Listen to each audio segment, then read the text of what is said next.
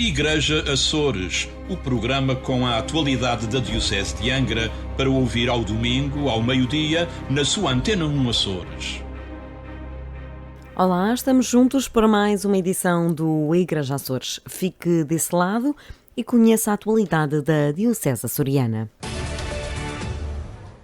Termina este domingo a semana de oração pelos seminários. Durante 7 dias, os alunos do Seminário Episcopal de Angra visitam diversas paróquias de várias ilhas da Diocese. O objetivo é partilhar testemunho e captar novas vocações. É o primeiro ano de missão de André Mota. Está na ouvidoria de Vila Franca do Campo, na paróquia de Ponta Garça. A curiosidade sobre a vida no seminário é ainda mais evidente fora da Ilha Terceira, garante André. Temos visitado as escolas, as aulas de catequese da Ponta Garça, mesmo da Vila, da Escola de Vila Franca. Já fomos também a outra de ensino básico. Já visitámos idosos, temos participado nas Eucaristias, vamos participar do encontro do pré-seminário na ouvidoria da Lagoa. Também vamos participar com catequeses, escuteiros, dar os nossos testemunhos, fazer os testemunhos nas missas, participar na vigília da ouvidoria também, aqui em Ponta Garça. Acho que as pessoas acolhem muito bem porque têm curiosidade em saber a nossa vivência, porque como o seminário é na Terceira, as pessoas não conhecem ao certo a realidade daquilo que vivemos, o que é o nosso dia-a-dia. Por exemplo, há pessoas que nem sabem da existência do que é o seminário e têm muita curiosidade em saber como é que os sacerdotes são fundados. André Furtado está na ouvidoria das Flores. É o segundo ano em missão. Nós estamos a levar a nossa história da vocação às escolas, a falar sobre a vocação, a falar sobre o seminário, como também às paróquias, às comunidades, e um retiro que nós acabamos de fazer aos acólitos desta ouvidoria, de falar da importância também do serviço do acólito na liturgia. O acolhimento tem sido muito bom, tem recebido a nossa mensagem com muita satisfação, com muita alegria, e estamos a gostar de passar pelas Flores, também tendo uma realidade destas comunidades aqui, nestas ilhas, que também é importante esta nossa saída nesta semana também para conhecer a realidade da nossa diocese. Perguntam-nos como é a nossa vida, que horários, que regras que nós temos na casa, metem sempre em questão esta nossa vida de estar no seminário, porque o seminário e não outra vida. As pessoas questionam muito porque é nesta nossa decisão. Nuno Sousa está no último ano do seminário. Olha agora para esta missão com um olhar diferente. Coube-lhe a ouvidoria do Faial. Mais propriamente nas paróquias do Padre Fábio Carvalho e do Padre Marco Luciano, e estou aqui com o meu colega João Farias, somos do mesmo ano e estamos pela última vez a cumprir ou a trabalhar nesta dinâmica interessantíssima e que no último ano tem um outro sabor e tem uma outra compreensão também. É um trabalho gratificante porque podemos contatar com muitas pessoas, com muitos jovens, com muitas crianças ao longo de todos estes dias em que fomos escola a escola, turma a turma, em educação moral religiosa católica, em catequeses, em missas, fazendo este trabalho, apresentando-nos, dizendo quem somos, o que fazemos no nosso dia-a-dia e provocando um certo espanto, não é? Sobre a vida que escolhemos e que levamos e queremos, e aquilo que queremos ser daqui a algum tempo. Este ano também tivemos a sorte, como temos todos os anos, mas este ano há uma diferença no olhar, talvez no nosso olhar, e partilhava isto com o João, que é o convívio com os outros sacerdotes, torna-se mais importante e torna-se mais efetivo, porque são exatamente aqueles com quem nós vamos trabalhar no membros do presbitério e que, se Deus quiser e se os homens deixarem, se nós também quisermos, serão os nossos irmãos pela ordenação daqui a dias. Eu penso que desde o início é muito importante, mas no final ainda tem um outro sabor e ajuda-nos principalmente a conhecer aquelas paróquias e aquelas ilhas que podem bem vir a ser a nossa casa. Uma pausa nos estudos para oferecerem o seu testemunho pela Diocese. É assim todos os anos na Semana dos Seminários. No próximo dia 30 de outubro, a comunidade de Santa Bárbara da Ribeira Grande assinala 60 anos de elevação à paróquia. Corria o ano de 1959 e era Bispo de Angra Dom Manuel Afonso Carvalho. Uma celebração que chega ligeiramente mais tarde, como explica o pároco Padre Vítor Medeiros. Não foi feito no dia certo as celebrações porque nós tivemos também a nível da igreja fazer uma homenagem ao primeiro pároco, que era o padre cura do então curato de Santa Bárbara, que pertencia à paróquia de Ribeira Seca, da Ribeira Grande. O padre João Paulo Ferreira Viveiros, ele é que introduziu de tal forma esta comunidade durante vários anos. E então quisemos homenageá-lo e mandamos fazer um busto em bronze para colocar no adro da igreja. E como não ficaria pronto a tempo da celebração no dia 23 de agosto, decidimos transpor um pouco para mais tarde, à volta das festividades da padroeira aqui de Santa Bárbara, que é a Virgem Mártir de Santa Bárbara. Outro fator de mobilidade da celebração foi a agenda do Bispo Dom João Lavrador. Fico marcado para o dia 30 de novembro. Teremos uma celebração eucarística festiva, animada pelo Grupo Coral Nossa Senhora das Vitórias e crianças da catequese, bem como também alguns jovens da comunidade. Após a missa, presidida pelo Dom João, será então inaugurado o busto, que ficará no adro da igreja, e depois teremos um convívio paroquial em que para estas celebrações foram convidadas as entidades civis e públicas, bem como todos os movimentos da comunidade, todas as forças vivas aqui da comunidade, para que num pequeno beberete também possamos, logo após estas inaugurações e celebração eucarística, podermos conviver um pouco. O dia vai contar ainda com os familiares vivos do sacerdote homenageado. Nos dias seguintes decorre o habitual programa das festas da padroeira da paróquia. A beleza de caminharmos juntos em Cristo é não só o tema da caminhada sinodal diocesana, como o tema escolhido para a edição deste ano da Semana da Ouvidoria de Lagoa, que decorre entre 20 e 24 de novembro. A 20, 21 e 22, os serões são dedicados à Escola de Formação Cristã, com encontros temáticos na Igreja do Rosário, como explica o ouvidor Padre João Furtado. Nós vamos iniciar com uma conferência, vamos refletir a Igreja Diocesana em caminhada sinodal. Neste mesmo dia, também o Padre David Quintal irá refletir sobre a beleza de caminharmos juntos. No dia 21, o tema Os Sinais dos Tempos, na Gaudium et Spes, esse documento do Concílio Vaticano II, o Padre Nuno Maiata que irá fazer esta parte. Neste mesmo dia, o Padre Gil Silva, que é o Parque de Livramento, irá fazer pensar e refletir para uma teologia da sinodalidade.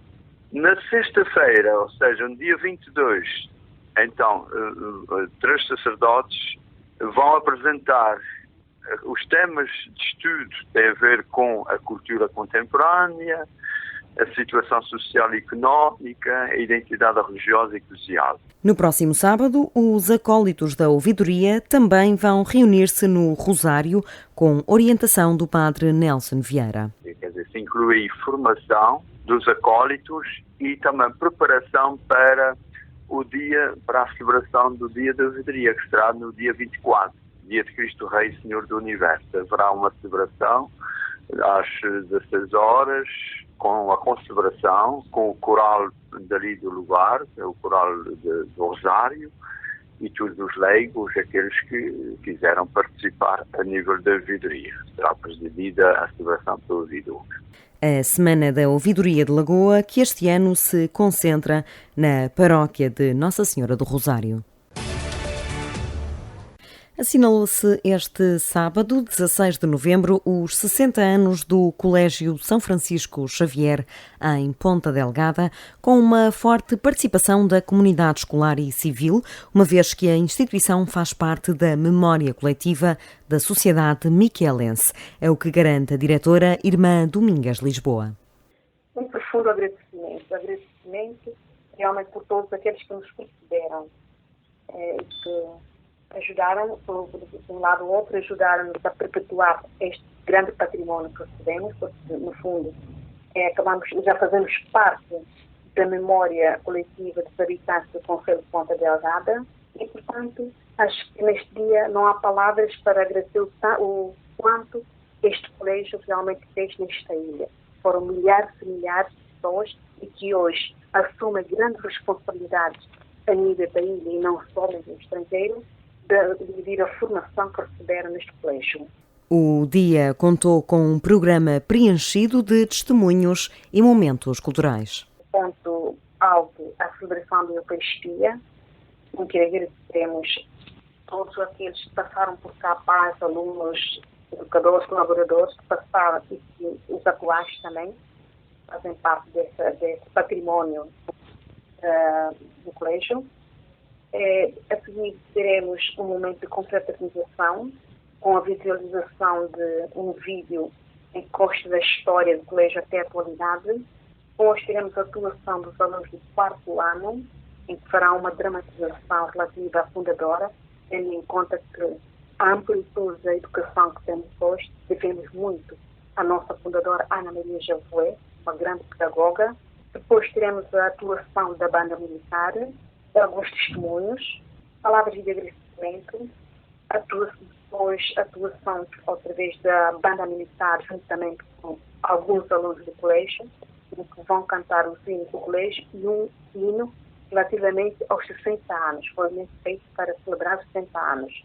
Atualmente, o Colégio de São Francisco Xavier tem mais de 500 alunos e um corpo docente e auxiliar composto por mais de meia centena de funcionários.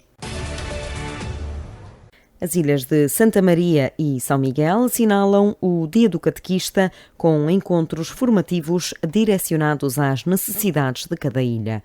Em Santa Maria, a formação aconteceu este sábado, como adiantou ao Igreja Açores o coordenador do Serviço de Catequese para aquelas duas ilhas, Padre Carlos Simas. A ilha de Santa Maria nós vamos centrar-nos em três frentes, ou seja, o ser, que é o ser catequista no dia de hoje, o saber, em que se toca na vertente da formação, em que o catequista é desafiado a formar-se a si próprio, para formar os outros, e o saber fazer, em que o próprio catequista depois coloca em ação o seu caráter e a sua característica de mistagogo, que é aquele que introduz os catequizandos no plano da mistagogia, ou seja, no plano do divino, de tudo aquilo que é sagrado. O encontro em São Miguel vai acontecer a 30 de novembro. Vamos ter em conta as novas famílias que estão a surgir, que por vezes há uma grande dificuldade para a atualidade, para nós atualizarmos também esta vertente das novas famílias também na catequese. Vamos ter também presentes a nível das dinâmicas, pelo teatro, para os evangelhos a nível do teatro, em que, portanto, nós trabalhamos os catequistas para que eles depois possam trabalhar com os catequizandos nesta vertente. Vamos ter a vertente doutrinal, que sem margem de dúvida é uma vertente muito importante para os catequistas e em qualquer formação que diga respeito ao catolicismo. E depois vamos ter a catequese familiar, que está muito desafiante para os dias de hoje, e inclusive também o programa e o projeto que está virado e vocacionado para os jovens, principalmente para a catequese da adolescência, a partir do 7º ano, para virar e para motivar os jovens à participação das Jornadas Mundiais de Juventude em 2022 em Lisboa. O Dia do Catequista é assinalado na Diocese há vários anos, mas tinha um caráter mais social. Hoje o dia é aproveitado para inserir o fator formação, cada vez mais exigido ao Ministério do Catequista. É convidada deste Igreja Açores, Cristina Sá Carvalho, ela que é diretora do Departamento de Catequese do Secretariado Nacional de Educação Cristã e que esteve em Angra do Heroísmo na passada quarta-feira, na sessão solene de celebração dos 60 anos do Serviço Diocesano de Apoio à Evangelização, Catequese e Missão da Diocese de Angra. Olá, boa tarde, obrigada por estar connosco neste espaço de rádio.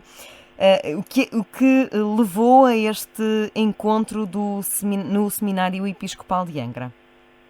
Bem, eu recebi um convite do diretor do Secretariado Diocesano de Angra e foi com muita alegria, porque de facto 60 anos do Secretariado Diocesano é um caminho recente, enfim, são dioceses antigas, como é o caso, mas que nestes últimos anos, um bocadinho antes do concílio e a seguir ao concílio, efetivamente renovaram a pastoral e particularmente a pastoral da catequese na Igreja no nosso país, e portanto é sempre uma grande alegria que eu participo nestas ocasiões, encontro-me com as pessoas, conheço um bocadinho melhor as realidades locais e partilho também um pouco da minha reflexão. E em que é que consistiu esta sua reflexão, esta sua exposição na passada quarta-feira? Olha, assim, há muitos anos que eu me dedico à formação de educadores, não é? Comecei com os professores e os pais. Eu já tinha sido catequista e nessa altura também tive logo muitos pedidos para fazer formação de catequistas, e quando há cerca de 15 anos, mais ou menos, redigi um dos volumes do curso geral da formação dos catequistas, que é uma formação já mais elaborada, mais avançada, dedicada à psicologia. Foi com muito interesse e muita motivação que escrevi 2 textos que estão no coração desse livro, sobre a relação do catequista com este ministério tão importante. E foi, claro, uma atualização, porque entretanto a Igreja fez o seu caminho, não é? Apesar de tudo, 15 anos hoje é muito tempo, que eu me dirigi sobretudo aos catequistas, mas enfim, todos aqueles que vivem a catequese na diocese, partilhando um pouco daquilo que é a minha visão da forma como o catequista deve lidar com esta missão, que é hoje muito complexa e muito exigente.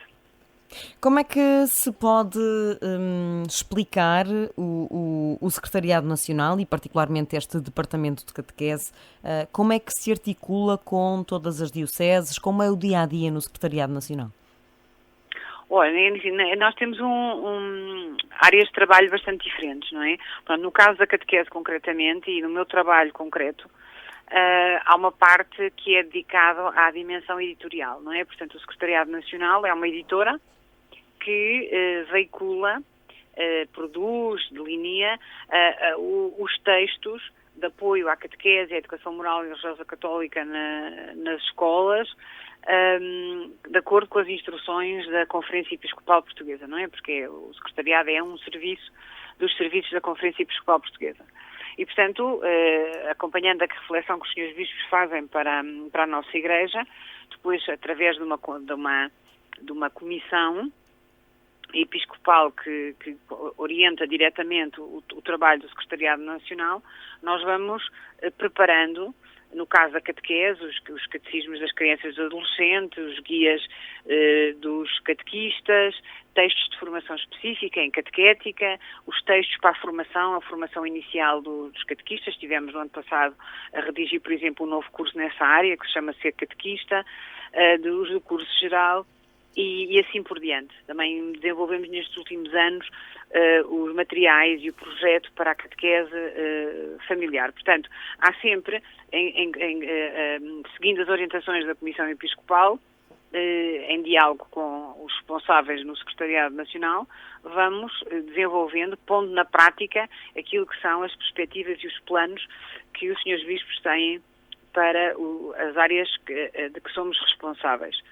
Depois há um outro trabalho que é também importante. Muitas vezes somos convidados também diretamente para fazer formação. Eu desloco-me com alguma regularidade às dioceses, quando os diretores diocesanos me convidam, como foi o caso, para partilhar a minha reflexão. E depois há o próprio trabalho que nós realizamos com os secretariados diocesanos. Nomeadamente na catequese, nós encontramos-nos periodicamente para expor os projetos em que estamos a trabalhar. Por exemplo, neste momento estamos a trabalhar um projeto de catequese com os adolescentes, portanto, para expor aos diretores diocesanos. Muitas vezes alguns deles são recrutados para também colaborar na redação dos projetos, na redação dos materiais, etc., de acordo com as suas especialidades e também um bocadinho a sua vocação. e também para, digamos assim, articularmos aquilo que é uma experiência de igreja no nosso país com as necessidades específicas de cada diocese. Porque depois os secretariados diocesanos têm um papel importantíssimo, que é levar essas orientações, esses materiais, essas formas de fazer formação às realidades de cada paróquia. Muitas vezes, não é se bem os Açores, Angra e Açores têm a particularidade das ilhas, não é? Que torna o trabalho muito peculiar. Mas, por exemplo, as dioceses do continente, por exemplo, algumas delas, ou são territórios muito extensos, ou são territórios menos extensos que têm grande variedade geográfica, física e humana, e, portanto, têm que fazer um grande esforço de aplicação a essas realidades para que, efetivamente, o nosso trabalho pastoral, assim, a boa nova de Jesus Cristo, chegue a todas as pessoas da maneira o mais aproximada possível às suas necessidades naquele momento. E que adaptações é que julga que a Diocese, que o Serviço Diocesano em Angra terá de fazer para que consiga chegar e acompanhar este trabalho dos catequistas e dos catequizandos? Quais são os principais pontos de partida para um trabalho mais eficiente numa diocese tão dispersa? Bem, eu não conheço o suficiente o trabalho para poder dizer o que é que tornaria o trabalho mais eficiente. Agora, daquilo que eu conheço e compreendo, assim, não podendo construir pontes físicas entre as ilhas, não é? Que se calhar seria aquilo que tornaria o trabalho verdadeiramente mais eficiente, não ter os obstáculos da natureza.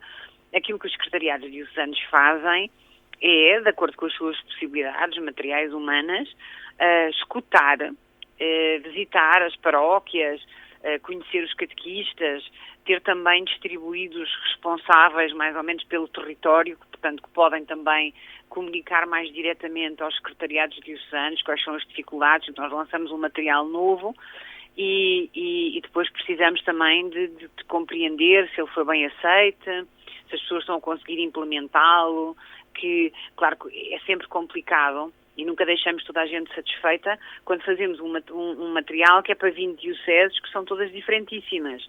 E em cada diocese, depois também, cada paróquia, conforme o sítio onde está situada, e até a liderança que tem, etc., tem muitas dimensões que são absolutamente específicas daquele sítio e daquelas pessoas. Portanto, é um trabalho que é muito minucioso e muito humilde.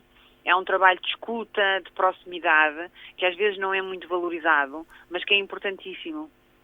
Do que conhece da Diocese, já disse que concretamente não conhece muito sobre a realidade açoriana, mas se colocássemos uma espécie de ranking, digamos assim, não qualitativo, mas como é que situa o trabalho que está a ser feito na Diocese de Angra comparativamente a outras dioceses do país? São situações absolutamente incomparáveis.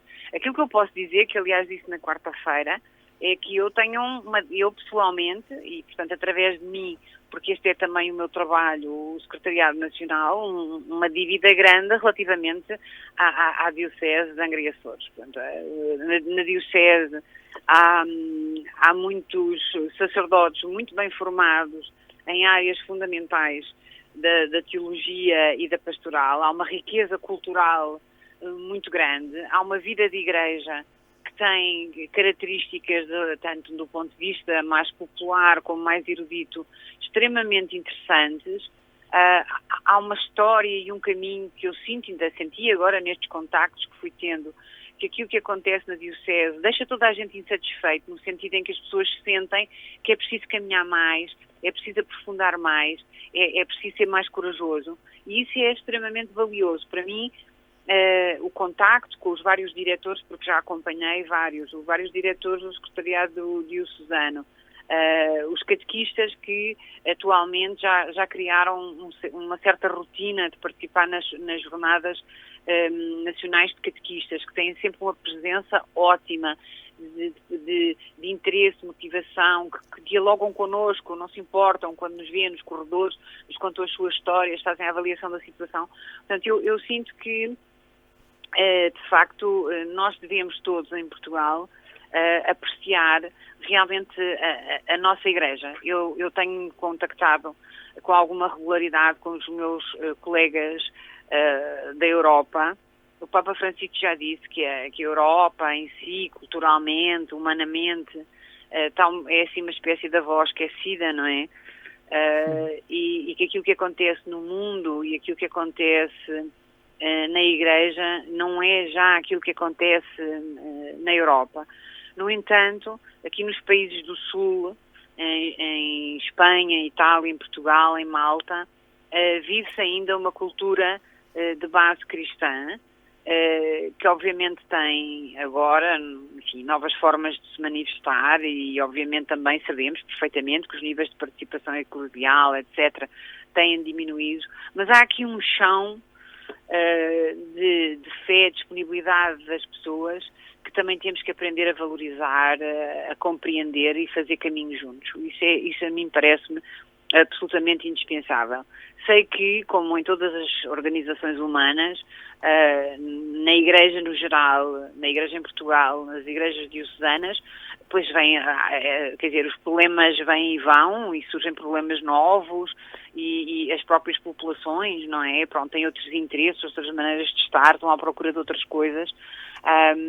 E também a própria instituição, não é? Quer dizer, as pessoas vão mudando, as lideranças mudam, vêm novas ideias que eram boas desaparecem, mas sinto que de facto que as dioceses em Portugal estão a fazer um esforço, estão a fazer um caminho e que há, apesar das muitas dificuldades, um sentido de esperança.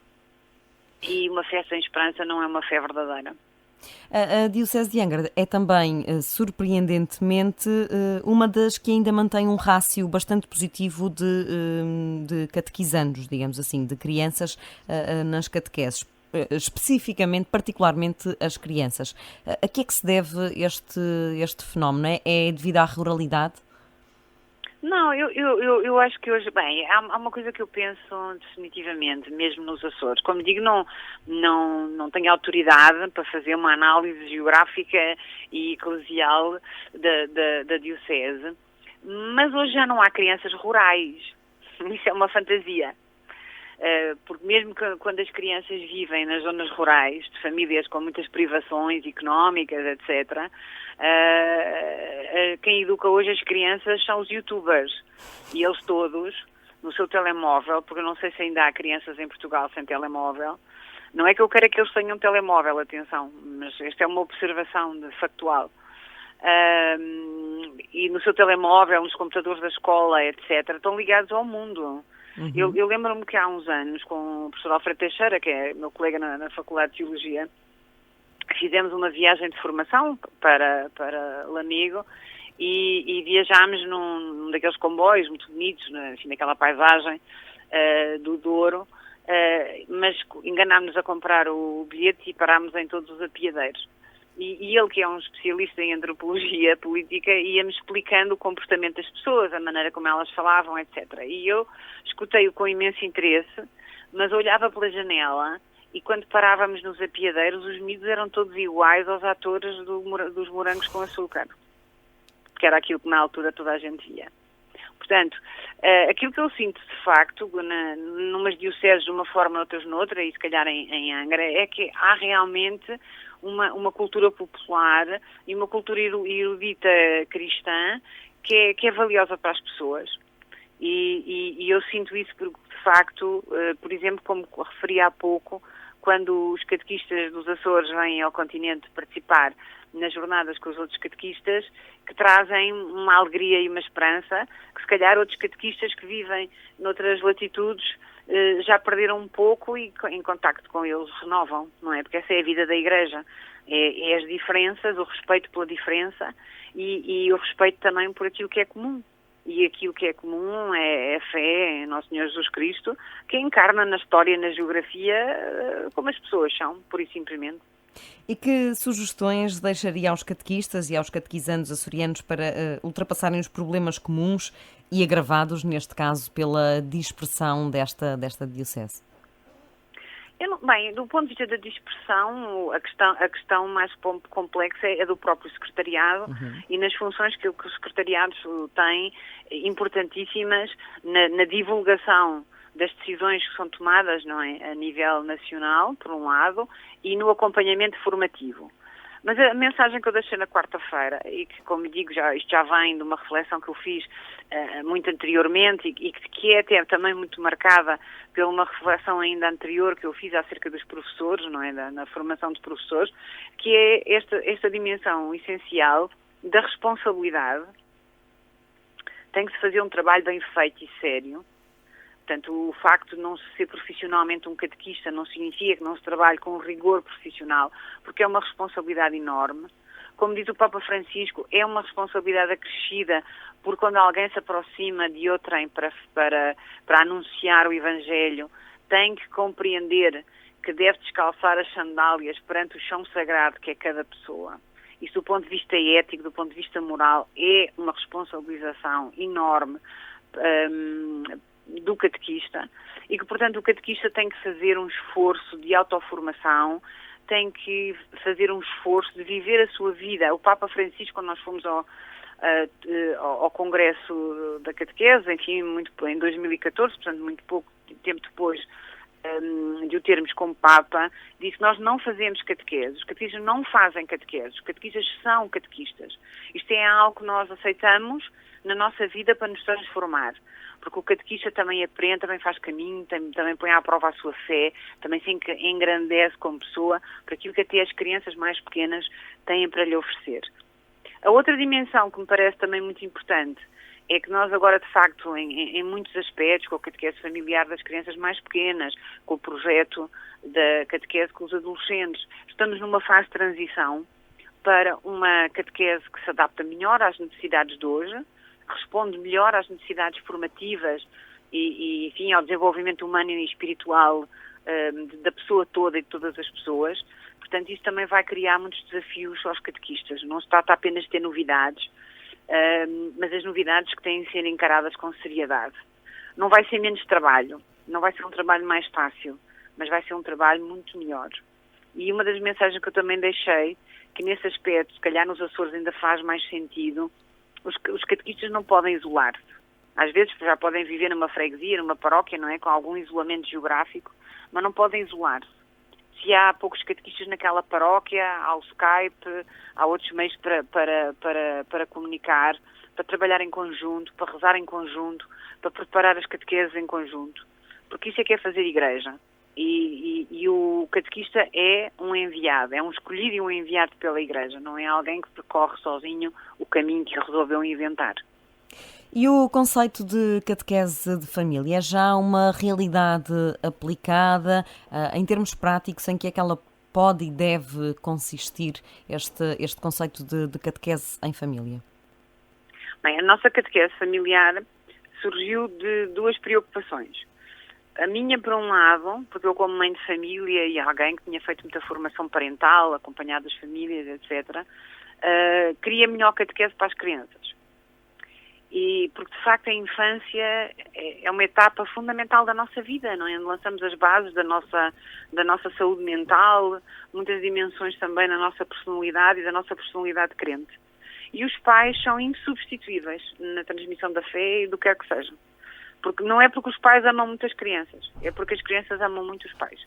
E, portanto, olham para eles sempre com um interesse, uma atenção e um desejo de agradar e de se fusionar com eles, que não acontece com nenhum outro adulto. E, por outro lado, o Padre Vasco Gonçalves, que foi quem nos forneceu os elementos teóricos para desenvolvermos o nosso modelo, estava a fazer a sua tese de doutoramento e ele procurava meios para desenvolver uma boa catequese de adultos que atraísse os adultos. E pensou que a catequese familiar teria essa dimensão. Portanto, nesse aspecto, a nossa catequese familiar, relativamente, enfim, porque já há projetos de catequese familiar há muitas décadas, houve e há um projeto na América Latina que teve um sucesso enorme e continua a ter. Há muitas dioceses espanholas que o fazem.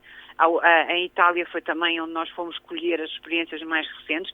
Portanto, não é uma invenção de ontem, é já há bastante tempo. De qualquer maneira, eu penso que o nosso projeto é particularmente rico porque tem estas três dimensões essenciais, que é, de facto, trabalhar as crianças em profundidade, é fornecer uma catequese de adultos aos pais por eles mesmos, É evidente que aqui o pretexto é as crianças, mas nós não trabalhamos com os pais apenas aquilo que eles vão trabalhar com as crianças.